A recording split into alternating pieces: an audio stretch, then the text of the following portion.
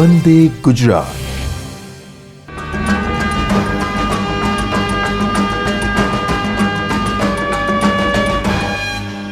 નમસ્કાર દર્શક મિત્રો, ચિલ્ડ્રન્સ યુનિવર્સિટી ગાંધીનગરના વિવિધ વિષયો પરના વ્યાખ્યાનોમાં આપનું સ્વાગત છે. આજે અમે એક એવો વિષય લઈને આવ્યા છે કે જે છેલ્લા એકાદ વર્ષથી રાષ્ટ્રીય સ્તરે ખૂબ ચર્ચામાં છે. રાષ્ટ્રીય શિક્ષણ નીતિ 2020 જ્યારથી મિત્રો આવી છે ત્યારે પ્રાથમિક કક્ષાથી લઈ અને ઉચ્ચ શિક્ષણમાં એ કઈ રીતે અસર કરશે અને ખરેખર એમાં શું છે, એનું અમલીકરણ કરવામાં કયા કયા પ્રશ્નો છે, પડકારો છે અને કઈ સુવિધાઓ છે, આ બધા વિશે ચર્ચા થતી રહી છે. પરંતુ આ રાષ્ટ્રીય શિક્ષણ નીતિ 2020 એ ઉચ્ચ શિક્ષણમાં કઈ રીતે અસર કરશે અને ઉચ્ચ શિક્ષણ વિશે એ શું કહે છે, એને બહુ સર્વગ્રાહી રીતે સમજવા માટે આજે આપણી વચ્ચે ઉપસ્થિત છે ડૉક્ટર સંજય ગુપ્તા સાહેબ. હું એમનું સ્વાગત કરું છું. ડૉક્ટર સંજય ગુપ્તા સાહેબ એ શિક્ષણશાસ્ત્રના ક્ષેત્રમાં એમનો 18 વર્ષનો અનુભવ છે. એ પોતે એમકોમ, એમફિલ, પીએચડી, નેટ જેવી ઉચ્ચ લાયકાત ધરાવે છે અને હાલ ચિલ્ડ્રન્સ યુનિવર્સિટી ગાંધીનગરના ડિપાર્ટમેન્ટ ઓફ એક્રેડિટેશનમાં એ હેડ ઓફ ડિપાર્ટમેન્ટ તરીકેની ફરજ બજાવી રહ્યા છે અને પોતે ડાયરેક્ટર પણ છે. તો શિક્ષણમાં જેનું બહુ જ સંશોધન રહ્યું છે અને સતત ચિંતન રહ્યું છે અને એના દ્વારા કંઈકનું કંઈક નવું ઇનોવેશન જેઓ પોતે કરતા રહ્યા છે. રાષ્ટ્રીય શિક્ષણ નીતિ આવી ત્યારથી એના પર ઘણી બધી ચર્ચા, સંવાદ અને એના આસપાસના આયામોને સમજવાનો પ્રયત્ન ડૉક્ટર સંજયભાઈ ગુપ્તા સાહેબ કરતા રહ્યા છે. અને એ જ્યારે આજે રાષ્ટ્રીય શિક્ષણ નીતિ 2020 એ ઉચ્ચ શિક્ષણમાં કઈ રીતે અસર કરશે એના વિશે જ્યારે વાત કરવાના છે ત્યારે એમનું સ્વાગત કરી અને આ શિક્ષણ નીતિ વિશે બહુ સર્વગ્રાહી રીતે વાત કરવા માટે હું એમને આમંત્રણ આપું છું. Doctor Sanjay Gupta sir. નમસ્કાર મિત્રો. Today I am going to share certain key inputs given in National Education Policy 2020, especially with regards to higher education. But before that, let me just share some certain things which will help me to interlink this presentation to entire arena of education. See, Children University Gandhinagar is running various courses in various dimensions. There are more than 40 courses at present. One of the department of Children University is Department of Accreditation. In that department, various programs and courses are being run, and one of the program is Excellence in Higher Education. This program, Excellence in Higher Education, is of 12 credits. It's a certificate course, and one of the unit of it is on inputs given in National Education Policy 2020 relevant to pertaining to higher education. This course is useful to all lecturers, teacher educators, and all those postgraduates who are teacher aspirants, who wants to become teacher, who wants to become lecturer. And this course will help them out in learning about how to do accreditation of college and university. See, this entire National Education Policy, if we see, focuses on entire education from elementary, pre-primary to higher education. So I have divided entire education policy into two parts.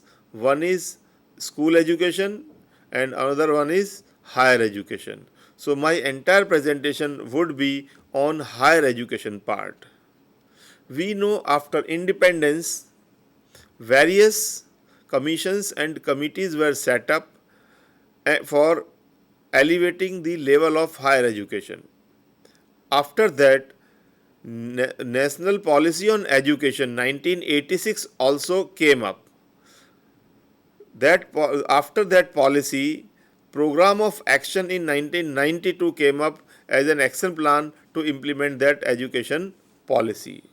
After that, means after 1982, after 34 years, 86 sorry, after 34 years, new national education policy has come up, and this policy was chaired under the chairmanship of Kasturi Ranjan ji, Sri Krishna Swami Kasturi Ranjan ji. After in-depth and wide discussions, this policy has been put on the board. After that also various discussions have taken place. So as a part of that, again I'll be focusing on the key points of the higher education, this national education policy, especially with reference to higher education. I have found out 106 points, 106 key inputs that affect higher education. So during this and few presentations, I would like to cover up all those 106 key inputs. Before that, let me just share one thing: the development of any nation, it depends upon quality of human resource, and quality of human resource of any nation depends upon quality of its education. And what is in the base of education, quality of education? It is its policy, which is the reflecting mirror, which is the base for deciding what is going to happen in subsequent years. So in this presentation, we will take up what this current policy of education or National Education Policy 2020 speaks about, and that will help us to imagine the scenario of higher education in coming years.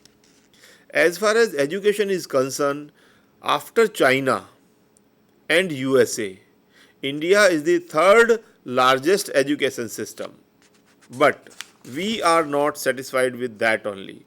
We still want to grow, and we want to become first largest higher education, education system in the world. If we see, before this policy, total expenditure towards education was 0.69 of GDP, but this policy claims to take it up to 6% of entire GDP. So in that way, this policy is very important and will help us out in elevating the level of higher education. Now, those key points which I want to focus. First is the aim, as I just discussed, the aim of India is to have the largest education system by 2040 in the world.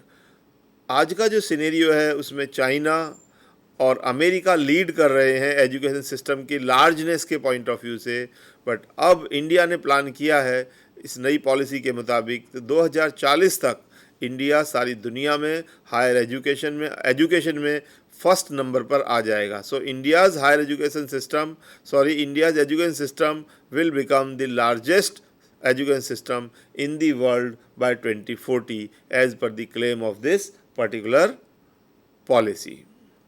Then regardless of socio-economic background, highest quality education would be offered to all. Means who comes from what sort of socio-economic background does not matter, because we understand that for contribution in development of nation, every unit, every person is important. So policy speaks about that irrespective of this background of the people or the persons, highest quality education would be offered to all. Third is identified set of skills and values will be incorporated at each stage of learning, from preschool to higher education, for the purpose of developing holistic individuals. We understand what is holistic individual. If somebody is strong by one hand and weak by the other hand, if somebody has a powerful right side leg and weak left side leg, how that person would walk on? Fine.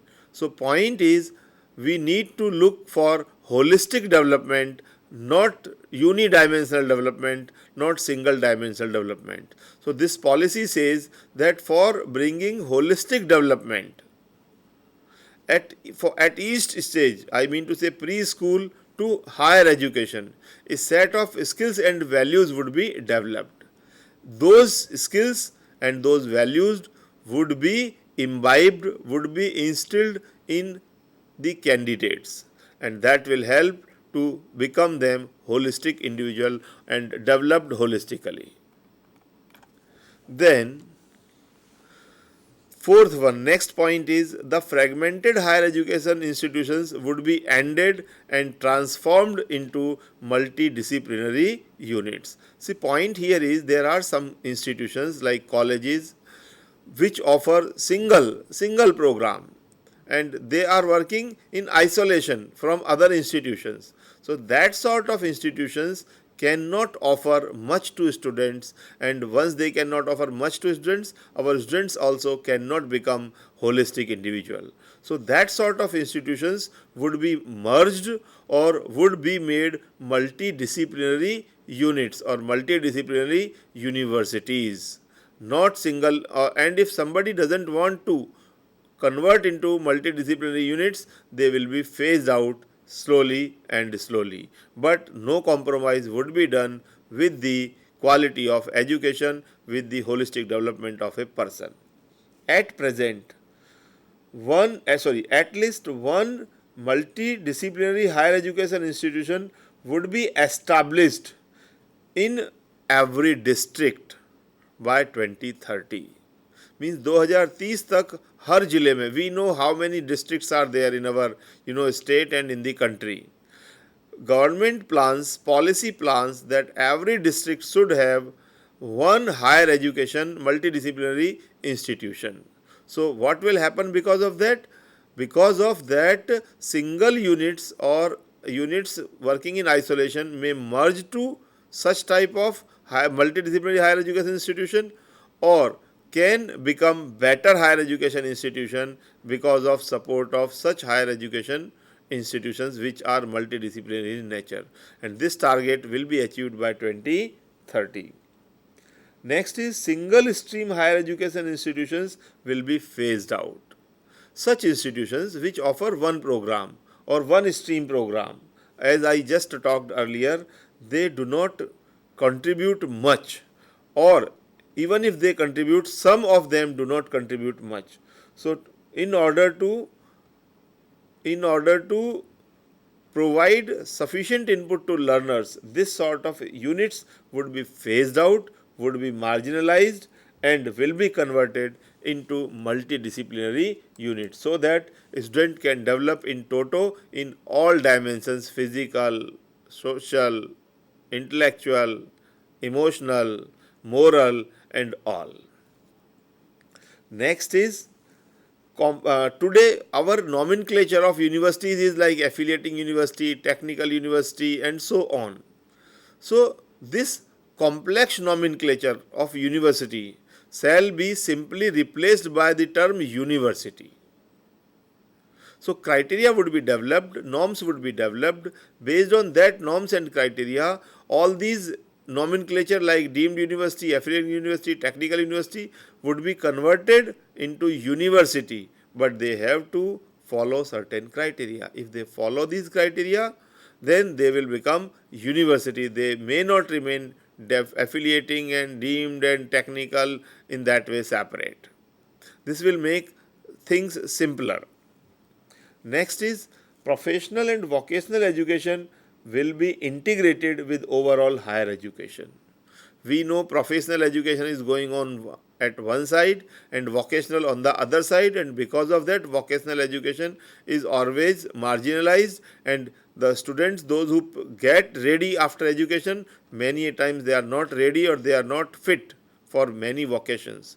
So in order to avoid such situation, professional and vocational education will be integrated with overall higher education. Then a stage-wise autonomy would be granted through graded accreditation. Means what? Means institutions would be given autonomy. Why autonomy? to empower them so that they can have their own curriculum, they can have their own system of management and so on. But giving autonomy without competence is very risky. हम छोटे बच्चे को अगर हम जो चल नहीं सकता उसको कह दें कि तुम चलना सीख जाओ अब, और उसको कोई इसके बैकग्राउंड में कोई ना हो उसे देखने वाला, तो ही मे गेट फॉल. ऐसा ना हो इसलिए क्या करना है, stage wise autonomy would be, not immediate autonomy but stage wise autonomy would be granted through graded accreditation. Means institutions accreditation would be done based on their performance in accreditation, they would be given autonomy. Then as far as gross enrollment ratio is concerned, today it is 26.3%. It was 26.3% in 2018, which is to be replaced by 50% by the year 2035. This is the target of our new education policy. It means we need to almost double our gross enrollment ratio so that we can bring all people at the stage of education, and they can become literate, they can become educated. Next is higher education institutions will be developed in local Indian languages. Means English medium university, Gujarati medium university, not in that way, rather it would be bilingual medium instructions or bilingual medium institutions, so that all languages can be given importance, local languages can also be given importance, national language can also be given importance.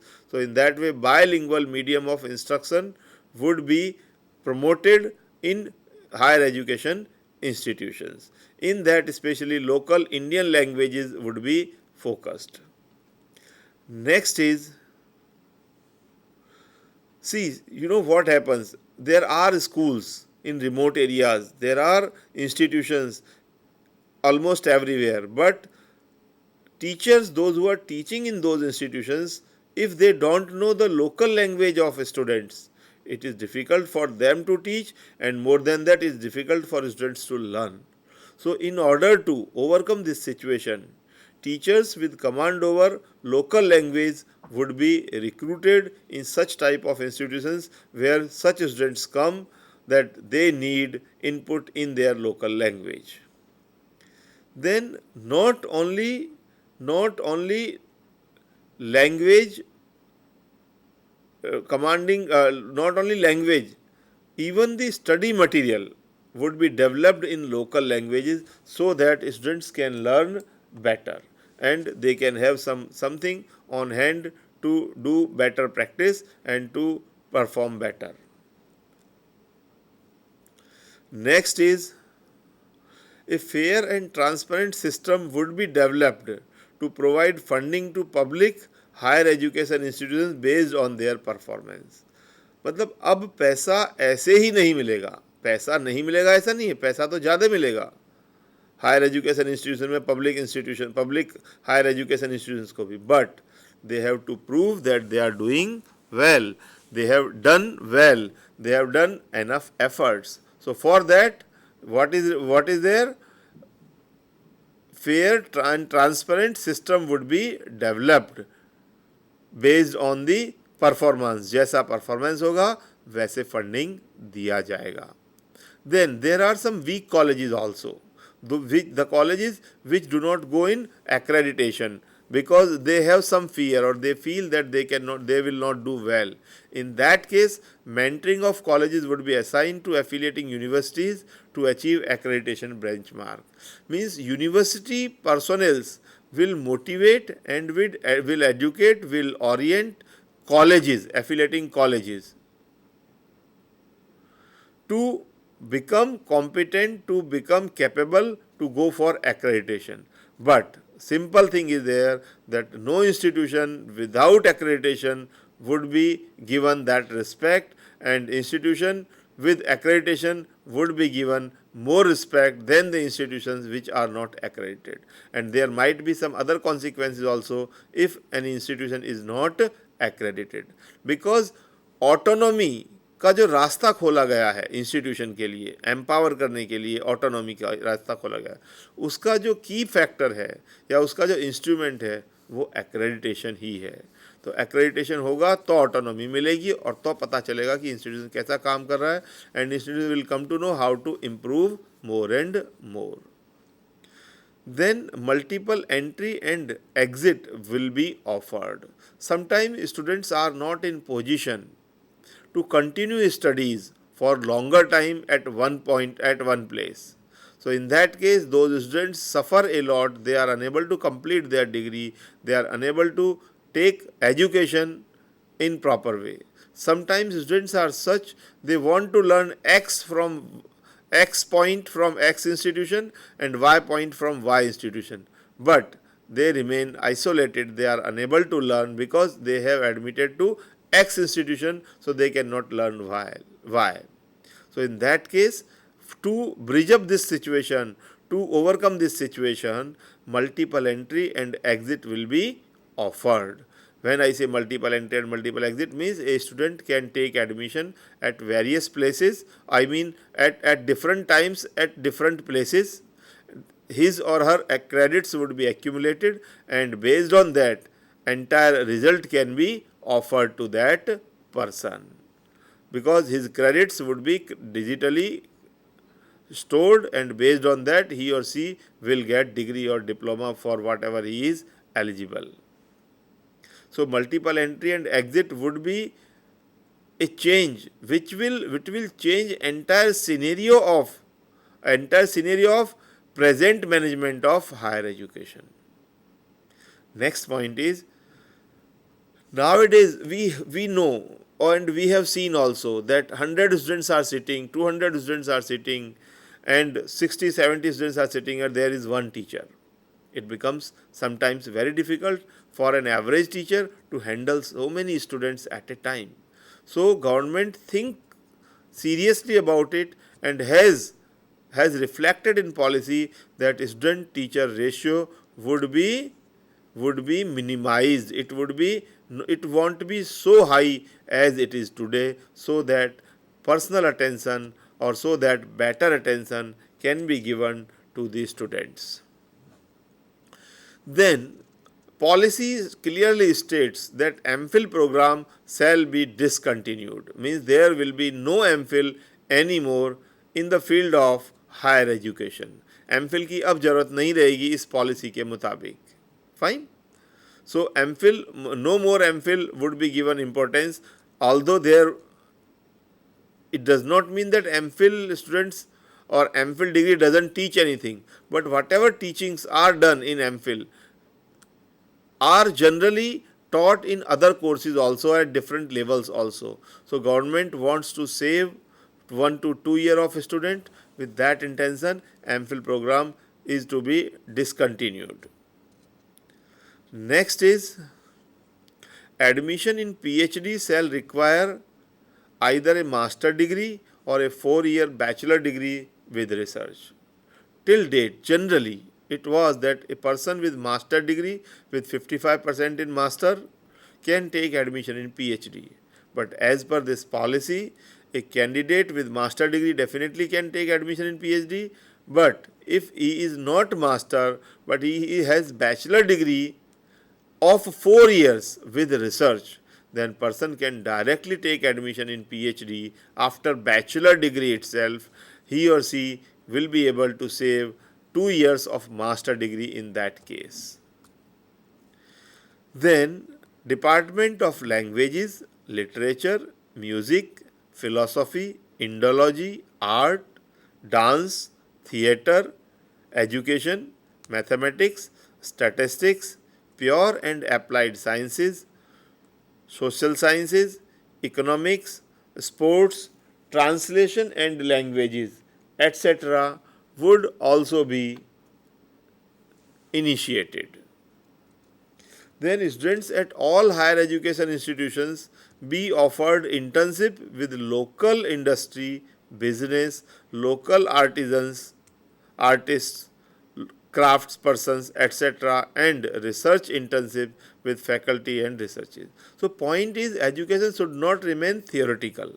to make it practical oriented, to make students skilled, competent, what has been planned to offer internship, and with whom it is to be offered. It will be offered with local industry, with businessmen, with local artists, those who are doing well in their field, and also with faculties and researchers, so that a student, once he or she passes out certain degree or diploma, have some hand-on experience of what he is to do in future. So purpose is that person should become more competent and should be such that he or she can get job easily and can perform better. Next is an academic bank of credit. It can be called as ABC, shall be established, which would digitally store the academic credits earned from various recognized higher education institutions, so that the degree from an higher education can be awarded taking into account credits earned. So this bank is not the bank giving you money, but definitely not less than money also. This bank is like you study anywhere, whatever you have learned, whatever courses you have learned, of which credit you have learned, would be stored in this particular digital bank.